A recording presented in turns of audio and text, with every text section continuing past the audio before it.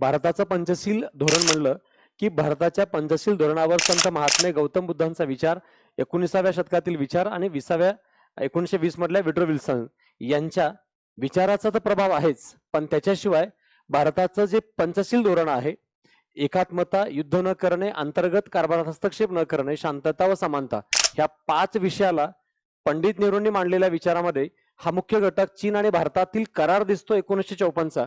पण या 1954च्या कराराचं द्विपक्षीय घटक न ठेवता ह्याला आपण आंतरराष्ट्रीय स्वरूप दिलं, आंतरराष्ट्रीय मान्यता मिळवून दिली बांडुंग परिषदेमध्ये. म्हणून 1955 पासून हे पंचशील तत्व फक्त 2 राष्ट्रातील किंवा भारताची प्रिन्सिपल न राहता आता आंतरराष्ट्रीय तत्वाचा भाग आहेत आणि युनायटेड नेशन्सने याला स्वीकार केलेला आहे.